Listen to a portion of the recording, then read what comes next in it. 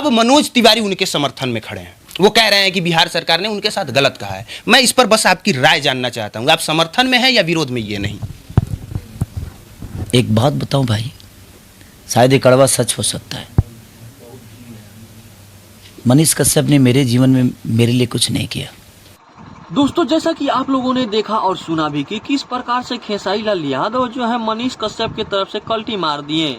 दोस्तों, सही कहा गया है कि जब दिन अच्छे होते हैं तो सारे लोग अपने पीछे जरूर खड़े होते हैं, लेकिन वही दिन जब खराब हो जाता है तो अपने भी हमसे नाराज हो जाते हैं। सेम वही कहावत खेसारी लाल यादव ने मनीष कश्यप के साथ में दोहरा दिए हैं कि भाई मनीष कश्यप ने मेरे लिए किया ही क्या है मेरे जीवन में, कि मैं मनीष कश्यप के लिए लड़ूं। जिस बिहारियों के लिए, जिस बिहार वासियों के लिए, गरीब आदमियों के लिए मनीष कश्यप ने आवाज उठाता था, वो गरीब आज कहाँ है? मनीष कश्यप के पीछे खड़े क्यों नहीं हो रहे हैं? वो सारे बिहार वासी कहाँ गए?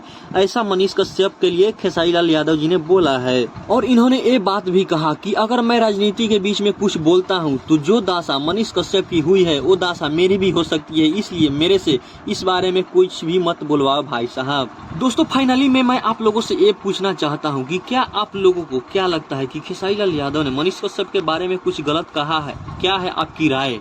मेरे हिसाब से तो उन्होंने कुछ गलत नहीं कहा है, क्योंकि उन्होंने कहा है कि मेरे से कुछ पैसे से हेल्प चाहिए या फिर मेरे से कोई पर्सनली हेल्प चाहिए तो आप ले सकते हो, लेकिन राजनीतिक विषय में मैं कुछ नहीं बोलना चाहता।